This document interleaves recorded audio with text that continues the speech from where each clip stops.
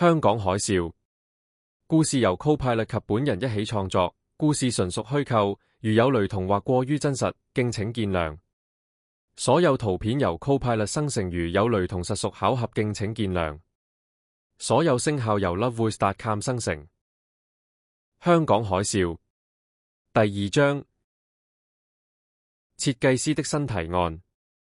在港島的一處社區改造會議中，設計師許尚晴站在投影幕前，滿懷熱忱地向居民們展示他的全新方案。這不僅僅是一場修復，而是一次升級。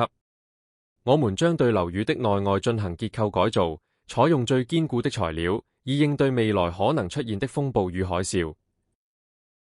居民們圍坐於會議室中，目光緊盯着他身後的圖紙。投影中，他詳細展示了使用游泳池磚鋪設樓宇外牆的效果圖。這些磚不僅具有極強的防水性，還能有效抵抗海浪的衝擊。其出色的抗滑性能使得它們成為樓宇基礎結構的理想選擇。設計方案還特別提到內牆的防水技術、天台的改造與綠化設計，並以模擬動畫展示了防護措施如何在風暴和洪水中提供保護，給現場的居民帶來信心。內外牆的防護設計抵擋海嘯和水災的核心。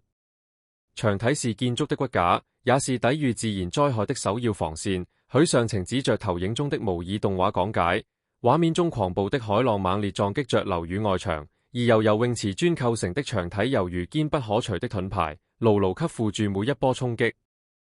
外牆與海嘯正面交鋒。許尚晴解釋，外牆是我們抵禦海嘯的第一道屏障。我們選用游泳池磚強化外牆，這些磚擁有極高的耐水性能，可有效阻止水分滲透，保護內部結構免受潮濕侵蝕。同時，它們能分散海浪衝擊，減少直接壓力，防止牆面出現裂痕或坍塌。模擬動畫展示了巨浪如何被游泳池磚分散與導排，水流逐步被磚塊吸收並導向排水系統，現場居民無不目瞪口呆。內牆從內部守住希望。室內牆面亦需具備高度耐水與耐壓性。許尚晴說，我們將採用特殊防水塗層，結合高品質耐水瓷磚鋪設內牆，確保牆面在災害中不因潮濕而受損，並大幅減少災後修復成本。內牆施工細節。施工圖展示了如何利用高分子防水膠進行深層密封，徹底阻隔水汽侵入內部牆體，從而構築出一道堅固的安全屏障。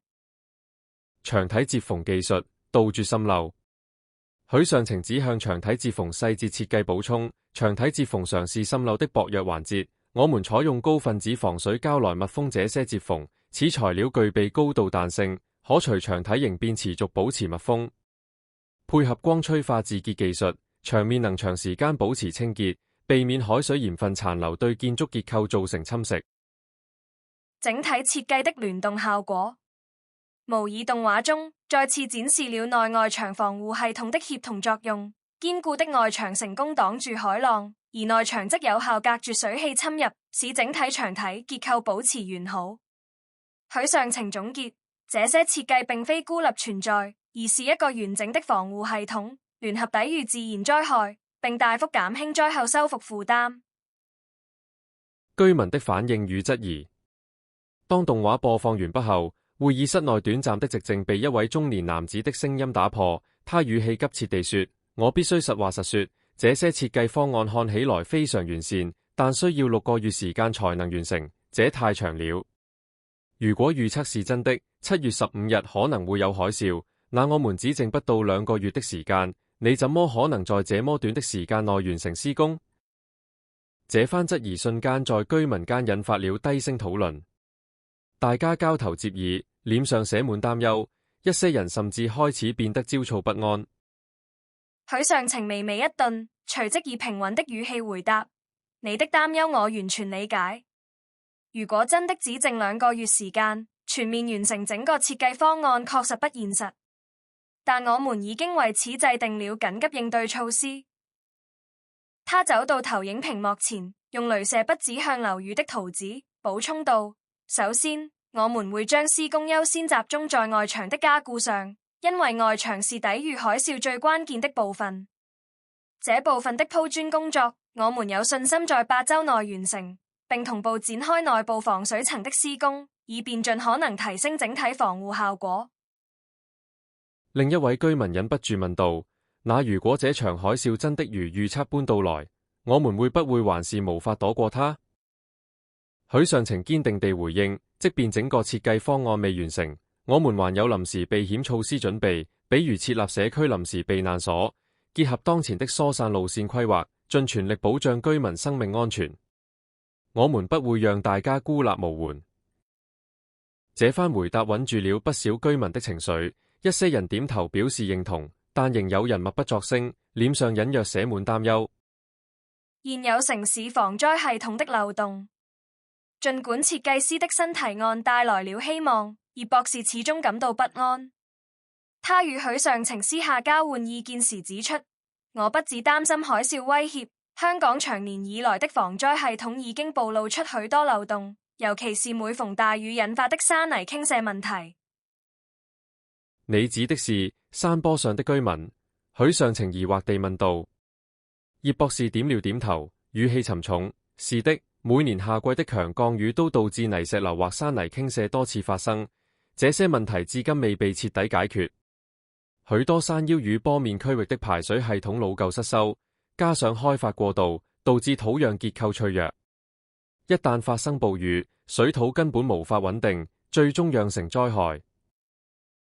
會議室裏的另一位地質學專家接過話題，補充道：不僅如此，我們的應急疏散方案對於這些山區居民來說基本不存在，他們根本不知道在災難降臨時該如何保護自己或者轉移到安全地帶。而低洼地區的情況更是雪上加霜。每當暴雨來臨時，現有排水管網無法承受，雨水夾雜泥沙湧入住宅，災後清理好時好力，但系統卻依舊未得到改善。葉博士無奈地嘆了口氣，海嘯警報已經表明了我們需要提升防災能力，但事實上，僅靠海岸設施是不夠的，山區和低洼區域也急需投入資金和技術進行全面改造。這番討論讓許尚情陷入深思。